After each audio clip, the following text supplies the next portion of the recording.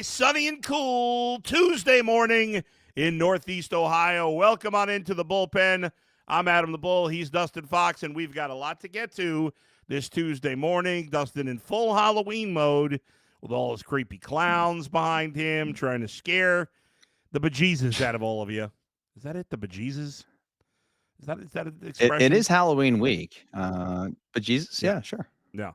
Halloween on a Friday, it's a which good way to makes put it it. even better. Although you're probably traveling. Hey, listen.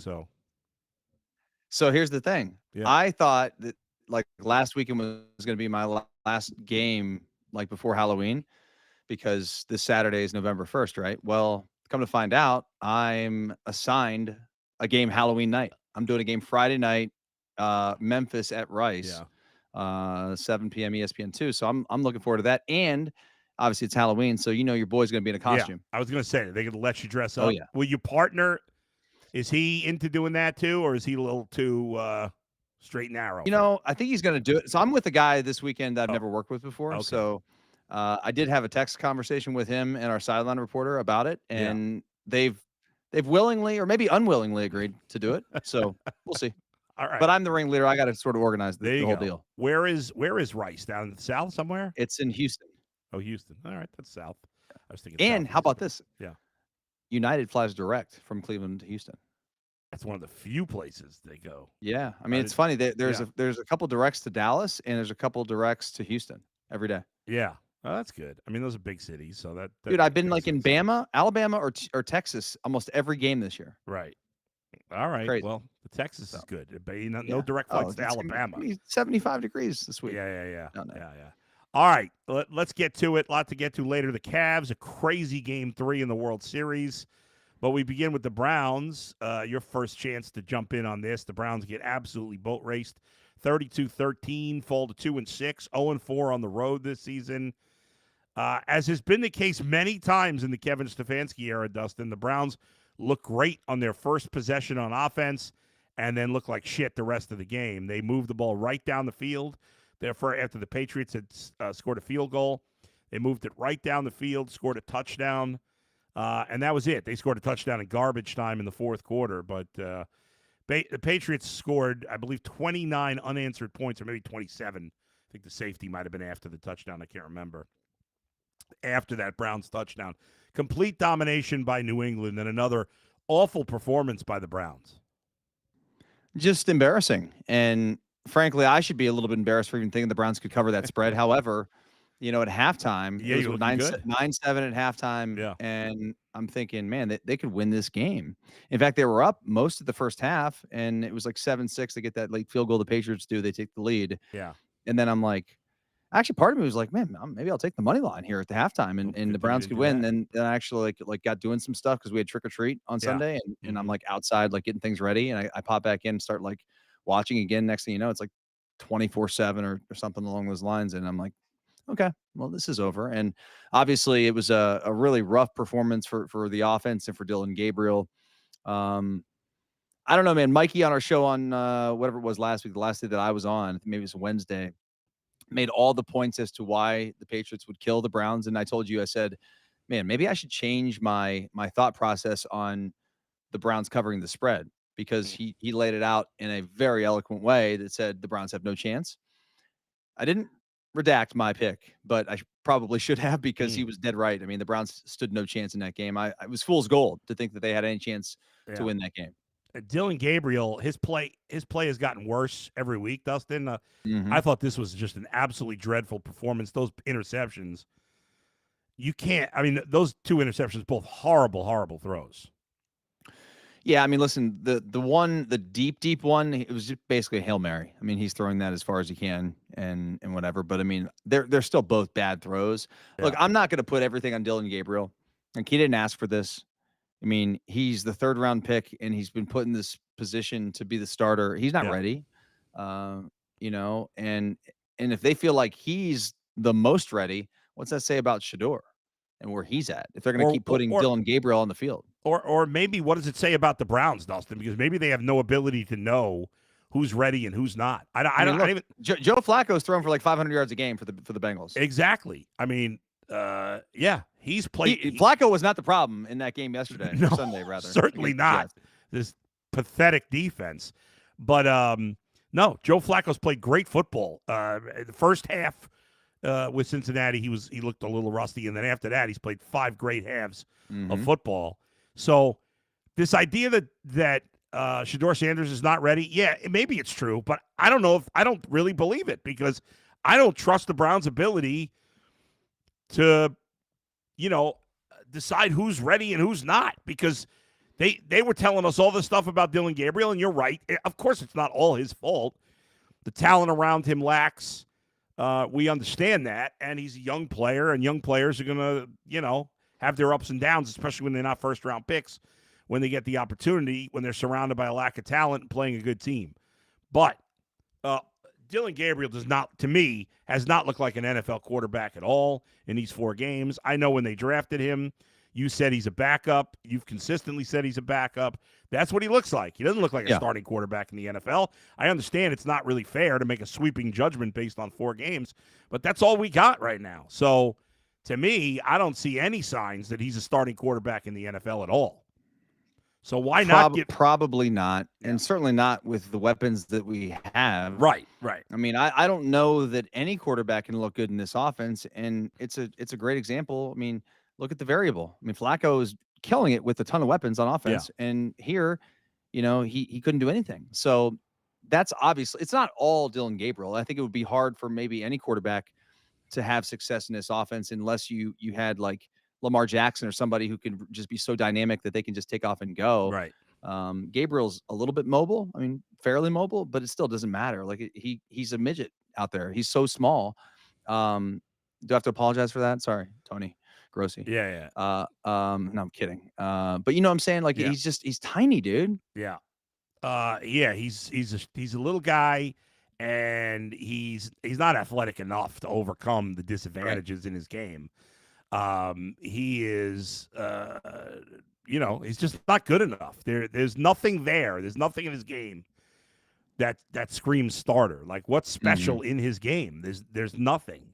So I don't know what the Browns. I just still don't understand what the Browns saw in this guy. I'd love to know, but you can't ever get a straight answer from anybody on the Browns. And to me, Adam, it's really hard. I'm sorry to cut you off, Adam. It's really hard to give the Browns any credit for this draft because they've had good players in this draft that have played well. But when you look at what they did at the quarterback position, it's hard to give them credit for this draft. You essentially wasted a 3rd-round pick. And I know there's still time, and it's not fair to write him off. Yeah. But, dude, for a 3rd-round pick, it's going to be hard for you to be a starter anyway. And then for this to be your start to your career, I mean, it's going to be tough for someone to give you a chance to be a starter again. Right. When you have this many holes, you can't afford to take a backup in the 3rd round with a top 100 pick. I mean, you just can't do that. And that's that looks like exactly what they did. So, yeah, I mean, yes, they drafted a few good players this year. There's no doubt about it. Judkins and Schlesinger. We'll see about Graham. Fannin is really good. But, the overall track record of Andrew Berry and Kevin Stefanski is not good enough. I think it's a joke that Andrew Berry's not talking this week. He always talks in the past during the bye week. I mean, he owes some accountability. Even though Kevin Stefanski gives no straight answers, at least he does talk, every week. On some lays out there, he's saying words. I don't know if he's really answering any questions legitimately. But I think Andrew Berry should be out there too. I mean, you put this mess together. Be accountable for it. I'm to the point now where I really think it's time to move on from everybody at the end of the year. Now, I have no faith. Our buddy Axel, who's been a fan of the show for many years, is very upset with me because I want Kevin Stefanski fired. And and the bottom line is, yes, do I think Kevin Stefanski's a terrible coach? I don't think he's a terrible coach, but he's been here 6 years. He hasn't elevated, to me, the talent of anybody on the offensive side in 6 years. The franchise is going backwards. He's been part of the process because he and Berry worked together. He liked Dillon Gabriel. That was his guy. And Gabriel does not look like an NFL quarterback. So to some degree, he's got to take the hit on it. How come I said this yesterday, and I'll say it again. The Jets, I know the Bengals defense stinks, but The Jets this past week had nobody. Nobody. Can you? You probably couldn't even name a wide receiver that caught a ball for the Jets in that game. They had no Garrett Wilson. No, I can't. Let me give you the names. All right. Here are the. I mean, the only person I know is Breece Hall. That caught a pass? Yeah. Yeah. Here are the rest for those who haven't seen it, folks.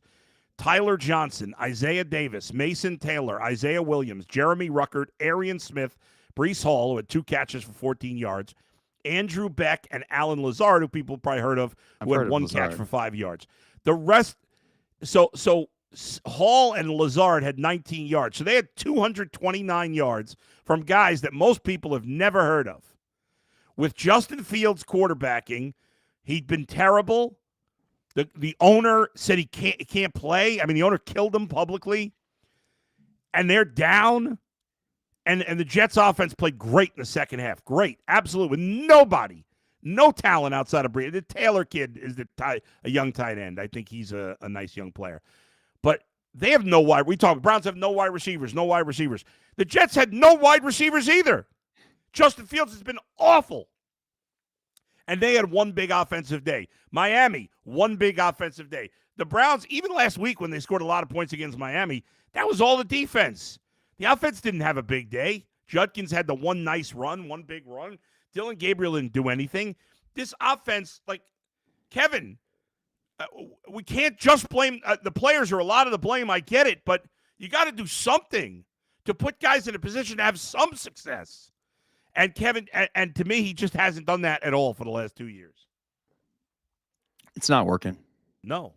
I mean, there's nothing to be like, man, remember that, or, you know, this level of consistency. There's never really been a time where we can point back to. You know what I mean? We pretty much just always point back to 2-time coach of the year, which means they won some games when they probably shouldn't have won some games.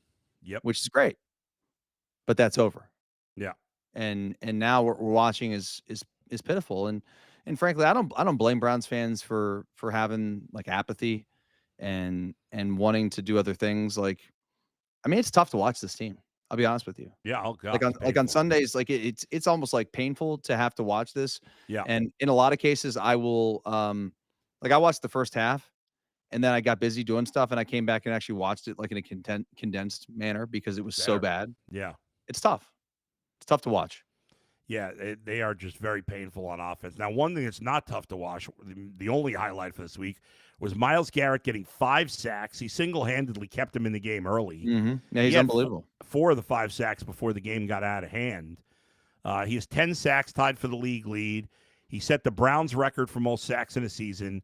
He set the NFL record for most sacks before the age of 30. This guy, and you know, listen, I know he signed up for this, so nobody wants to feel sorry for him. I get it. You don't have to feel sorry for him. But I did like the fact that even he had this all-time great game, and he was still pissed on the sideline because he wants to win. But, you know, again, he knew this team was going to suck. But it is a shame that, like, when he retires, we're going to look back and say, was Myles Garrett the greatest pass rusher ever? And what people are going to use against him in that argument is that he never played in big moments. Mm-hmm. You know, because the team is so bad. He probably won't unless the Browns make massive sweeping changes this offseason. Like, he's not going anywhere. No, not because of his contract is too big. I mean, maybe in a year, maybe like in 2 years they could trade him. I'm not sure when it becomes. Yeah, I can't see anybody trading for him anytime soon. No. And so the only hope is the Browns just gave him this huge deal. Like they won him here. Yeah. And he's the only thing worth paying a ticket to go see. No. The second best highlight of the game, in my opinion, was Andre Schmidt's impressive-looking onside kick. It was late sweet. in the game. It was sweet. That was a pretty sweet onside kick. That's it. I mean, that when the onside. I mean, Dylan Gabriel's taking sacks, throwing intentional grounding from the end zone. Like, what's he doing? Adam, we're also paying $41 million to a receiver who's might as well been inactive. Yeah, it's amazing because I don't know what happened to Jerry Jeudy. I was never a big Jerry Jeudy guy, but he was always at least a solid player in Denver. And then last year, he was very good. Like, he was a top 15 wide receiver last year. And this year, it's like he's never played football. No idea. You think some of it's just the team is so bad that he's like he's just not into it, and he's not Oh, I think there's a certain right. human element to this Yeah, thing that guys don't really like. Dude, what does he have motivation for? Got the bag. yeah, Team stinks. yeah, Fans are all have apathy. I mean, the players have apathy. It's just yeah. it's gonna be a death march to the end of the year, guys. Oh, And yeah. and we got this is the bye week, right? This week? Bye week this week. Yeah. Yeah, So I mean, you got now how many days you got to sit here and we're going to have to do all these UCSS shows and we'll do another pod Thursday and you're doing yeah, yours every day and we're yeah. going to talk about this for until we're blue in the face and then next week, they're going to come out and it's going to be brutal again. Well, they're playing the Jets, although the Jets just obviously played a You good think that offense. the Jets are thrilled to be playing the Browns next week? Oh yeah, they got to be thinking. I mean, the game's at the Jets, so the Jets are probably thinking they can win that game. Adam, I mean, they're going to be favorites. I thought that the Browns would actually be favorites in that game prior to seeing what they did against the Bengals. Yeah, I don't They know. might have been I don't think we have a line yet. a look ahead line. Yeah. Yeah, I don't know. Do we, guys? I don't think so. But no, not yet. But yeah, I mean, depending on I don't think the Jets have a bye this week, do they? Let's see. The Jets are playing. No, they have a bye too. It's interesting. So both teams on a bye. Yeah, I mean, There is like Yeah. this one analytics site that does Right. a estimated what is it? spread for that game. It would have the Browns plus 2.5. That sounds right. I mean, yeah, right. They're equally bad. I think they're equally bad. They're equally bad, and they're at home. Yeah, in fact, I mean, as bad as Justin Fields is right now, I'm certainly taking him over Dylan Gabriel. And they'll probably have Garrett Wilson back in 2 weeks after the bye. So, at least they'll have one top-notch wide receiver, and they got Breece Hall. And we don't know if Judkins is going to play. Judkins is banged up. Schwesinger's going to be out a month now. He got a high ankle sprain. Which is so. Listen, Dustin, I want to hear a couple of things with you. Number one, as a defensive player, put all these, just getting 5 sacks. Like, how unfathomable is that for a guy to get 5 sacks? It's only the 20th time in the history of the NFL that a player's had 5 or more sacks in a game.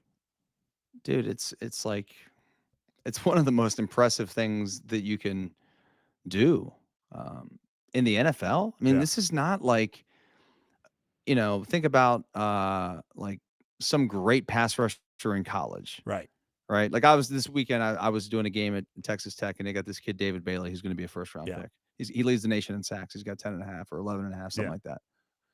And we're like already in whatever it is, week 9 or something. And he's got 10.5. Yeah. And they're playing against some dog crap teams. Right. And bad offensive linemen. Yeah.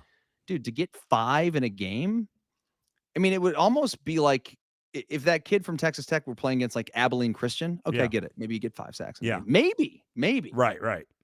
But dude, this is the NFL. I mean, in the Patriots. Right. It's not like Patriots are a good team. Right. It's not even like you were playing a team with a bad offensive lineman and a bad quarterback. Like you're playing, Drake May's been one of the best quarterbacks in the league. Their offensive line's been really solid. And they were doubled. And every sack, he got at least double teamed. Every one. If not a running back chipping as a third guy.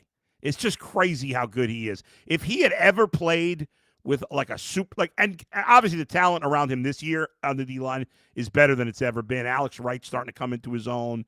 They got some good play at defensive tackle. But can you imagine like if you had flip-flopped him and TJ Watt, TJ Watt. Forget about it. Forget about it. He played on Steelers. Forget about it. What are you talking about? Number 2, Schwesinger, sprained ankle, playing defense, high ankle sprain. That's tough to come back from quick, right? Depends how bad it is. Depends what it is. Is it a high ankle sprain? Yeah, I think it's a high. Yeah, it's 6 weeks probably. Yeah. I mean, minimum. I mean, maybe he gets shut down. Right. All right, before we get to the Cavs and some fan stuff in the World Series, a member of the Buckeye family passed away this past week, and obviously wanted to get your thoughts on Nick Mangold. You knew him well, right? I mean, how well? Yeah, I mean, very well in college. Yeah. We were teammates. He was our center for the national championship game. Right. And like I played with him for 3 years. Yeah. He was very, very tight with Bobby and AJ and those guys. Yeah. And because that was the class before me. Right. And but we were all pretty close. You know what I Yeah. mean? Those guys were a little tighter because they came out of high school at the same time. And back then, like recruiting classes really stuck together. It wasn't like nowadays where you're there for a year and you transfer and like there's no continuity between the classes or whatnot. Yeah. We came in together. Like my class was like me and Simon Frazier and like Maurice Hall and Gamble and a bunch of other dudes, Brandon Schnicker and whatever, Nugent. Yeah. We were all tight, you know. And Mangold, you know, is from Southwest Ohio. She's an Ohio boy, and Bobby and AJ from that area, Bobby Columbus, and obviously AJ from Circleville, and all those dudes were just super close. And yeah, I mean, I didn't even know he was really that sick at the end here. It happened pretty quick. I just feel I feel bad. I mean, last I think I saw Nick was 2 years ago or maybe a year ago on the cruise in Columbus at a reunion. But it just sucks, dude. Yeah. It sucks because every time it doesn't matter. I mean, 20 years could go by. Yeah. We come back together. It's like we're back in college again and the same funny jokes and same stories and things like that. It's really unfortunate. And I feel bad for his wife and his family and his 4 kids. You know, I mean, at that age, 41 years I mean, old, man. Crazy. It really makes you put things in perspective. Yeah. Which you should try to do every day anyway, but to see such a loss of life at such a young age is just it's brutal. It's unfathomable. Thoughts go out to the family, obviously. Dude, I've lost like 6 of my teammates from Ohio State. That's crazy. I mean, I'm 43. Yeah. Like, guys out of the 100+ guys I played with, or maybe a few more than that, but I mean, for like 5-6 guys to be gone is just crazy. At that age, it's sad. On a much lighter note, Cavaliers back in action last night, their first back-to-back of the year. They beat the Pistons handily, 116-95. Cavs have scored at least 116 points 3 games in a row. I don't know how much you watched of this game last night, but obviously Donovan Mitchell was just on fire. He had 35 points on 13 of 18 from the field. Jared Allen's been playing much better after the opener where he was terrible. He had 20. And Mobley had 15. DeAndre Hunter had 13. Mobley actually had 15 points, 11 boards, and 5 assists. And 3 blocks. Yeah. And Sam Merrill had 11, and obviously he's been shooting the ball real well. A lot of guys on the bench got playing time because the Cavs, kind of blew it open in the first half and just kind of held on. But I don't know, any thoughts on this game? Or is it too early? It was a great performance. Yeah. I basically watched the first half. Yeah. And then I was so tired from this weekend. I slept like 2 hours on Saturday night after my game. Had a 5 a.m. flight back from Lubbock. Yeah. So I got caught up on sleep the last couple of nights here. But yeah, I mean they're playing well. I loved the run they had at the end of the first quarter. That basically went through the rest of the game. Certainly the first half. Yeah. And then they played really good defense. I'm concerned that Merrill exited the game. It's a hip contusion. It should be fine. Keep hopefully. an eye on that. So we'll have to see about that. Obviously Garland's still out with the toe. It appears like maybe Mobley and Allen getting to something going there. Maybe starting to assert themselves a little bit more. I like the way Mobley's playing. Allen after that first game has played a little bit better. Yeah. So Lonzo Ball Lonzo Ball's not going to play back-to-backs. That's why he didn't play yesterday. He played great Sunday in the win over Milwaukee, right? Yes. Yeah, the win over Milwaukee. He brings an element to the team that they really didn't have. I mean, in terms of his passing ability, his ability to be like a jack of all trades. They didn't really have a guy like that. So it's kind of good. The question with him, of course, is can he stay healthy for the season? So they got to be obviously careful, and he's not. I don't think he's going to ever play back-to-backs this season. Why would you? No. I mean, we need him for the postseason. That's why he's here. Right, 100%. All right, finally, before we get to some fan comments, even I admit I did not stay up to see the Blue Jays lose to the Dodgers 6-5. Did not, huh? I did not. Didn't stay up. I couldn't do it. Game ended just before 3 a.m. Our guy Z, who is a producer of this show, was Alex with you, Z, or was somebody else with you? Okay, so Z, our Toronto show, Toronto Sports Rush, they stayed up because they were doing a post game after the show, and that I didn't get a chance to watch it, but that had to be. I mean, to stay up till 3 a.m. and your team loses, and now the Dodgers have won 2 in a row. Blue Jays, dude, I looked at it. Yeah. At I don't know what it was, like the 6th inning or something, maybe 5th inning, and Yeah. it was 4-2. The Dodgers were losing, right? Yeah. Yeah, then they tied it up, I think, I want to say in the 5th or 6th. 5th or 6th? Yeah. Yeah. Then the Blue Jays took a lead, then the Dodgers tied it again, and then it stayed 5-5 till the bottom of the 18th when Freddie Freeman hits a walk-off home run. The Blue Jays obviously have to win tonight. This is a hard game to bounce back. I like the Blue Jays in the series. I thought I felt good about it when after Kirk hits the home run yesterday to give them the lead, but that is a brutal way to lose. I mean, there were how many players were used in this game? So there were 19 pitchers, and let's see, 22, 25, 26, 28, 29, 30, 31, 32, 34, 5, 6, 7, 8, 9, 40, 1, 2, 3, 4, 5. So 45 out of 52 players played in this game. So I mean, almost everybody played. It was. I mean, that's just a crazy game. But we'll see what the Blue Jays are made of. They're on the road. They're down 2-1. They're just. I mean, as bad a loss, as heartbreaking a loss as you can get. We're gonna find out what that team's made of tonight. I hope they bounce back and win. We'll see. Because I'm sick of the Dodgers. It'd be cool to see the Blue Jays win. It would be. I certainly I would not have stayed up. Do you think that they should have the runner on second base? No, I'm okay with it not. I mean, I'd be okay with it either way, but okay. I'm fine with it not being in there. I mean, what if you like put it in, I don't know, after like 2 innings? Yeah. So let's say you played like 10, 11, then the 12th inning you put the runner on. I don't know. Kind of like in college football, how you right. first overtime, then the second overtime you got to go for 2. I like that you still can get games like this every once in a while. To me, it's cool. Okay, that's how I feel about it. I mean, that's just it stinks because of how many people actually stayed up for that. Oh my God! Well, on a school night, I bet you. I mean, if you're a fan of those teams, well, at least I'm sure fans of the teams, right? But I mean, the World Series is supposed to be a national world audience. At least if you're a Dodgers fan, you live on the West Coast. It ended at midnight, which is not that bad. They're not used to it. If you're in Toronto, yeah, I mean you're staying up till 3 a.m. It's kind of crazy. All right, make sure if you're doing any gambling, make sure you're doing it with Bet Rivers, and we've got a Bet River Football Squares promotion for you. Players who place a qualifying same-game parlay of at least $10 on eligible NFL or NCAA football games will receive one standard entry into the weekly Squares game. Winning standard squares will be awarded a prize of a $20 bonus bet. See the app and website for more details.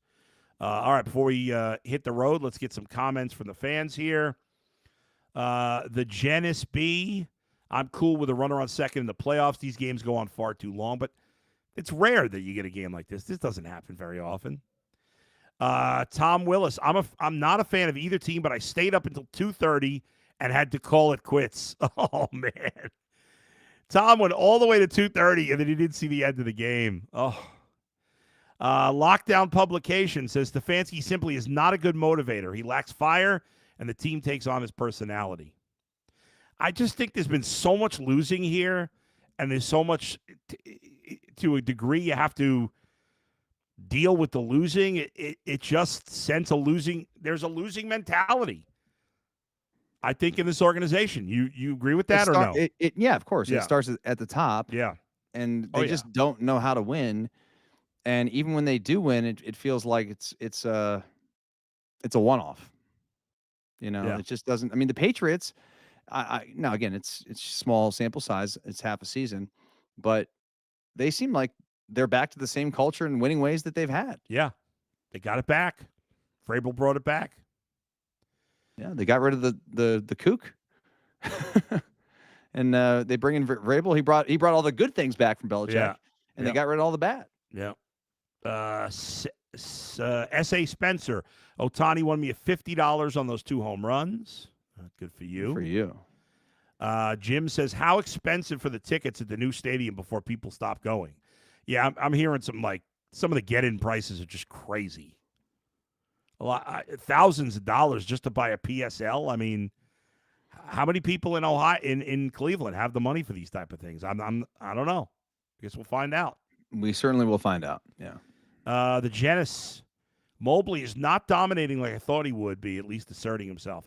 He didn't assert himself offensively yesterday, but he had a big game. I mean, he was, a lot of rebounds, a lot of assists. I like to see that. He wasn't all that far off from a triple-double. I think he's asserted himself more, but obviously he's still got further to go in terms of an offensive player. I do think it's funny, Dustin, getting to Kevin Stefanski, that he talked about they need to look at everything, but then he said Dylan Gabriel was still going to be the starter. If you have to look at everything, why would you immediately say Dylan Gabriel is going to still be the starter? I don't have an answer as to why he would say that, other than the fact that maybe they're just so dead set on not playing Shedeur right now because they feel like he's not ready. Like, that's one thing that they know for a fact. I don't know. That's the only thing I can think of. If I'm the Browns, I'm playing Shedeur Sanders. I've seen. At this point, I hope they just play him because I'm tired of people bitching. Well, but listen. At this point, I understand. And it doesn't matter. It doesn't matter. Yeah, like, it just doesn't matter. If he goes out there, what are the chances he's going to play well? Not great. Not great with this with what he's got around him. It'd be hard for any non-superstar to play well. For all the diehard Shedeur fans out there. Yeah. You got to be looking at this. I mean, how can anybody be like, man, if you're a diehard Shedeur fan, you shouldn't want him in this. And it's going to be hard to succeed. It's not fair. It's not fair. Right, but what if he does play decently? I can't expect him to play great. If he plays decently, then I'll be a Shedeur crazy like everybody else. Yeah. I mean, I just don't see who does it hurt? Like, let's go. Let's see him play at some point. I'd do it now. I'd give him 2 weeks to get ready for the Jets. They're one of the worst teams you play in the rest of the way. At the very least, I don't understand why Kevin Stefanski says, we got to look at everything, but immediately says Dylan Gabriel's a starter. Well, if you have to look at everything, you should look at everything, including the most important position on the team. Correct. All right. Thanks, everybody, for joining us. Thanks to Z and Alex for producing today. We'll be back live Thursday morning at 9. Until then, thank you for joining us. We'll talk to you next time. Make sure you hit the subscribe button. It's the Bull and Fox, live in the bullpen with Bet Rivers. See you, everybody.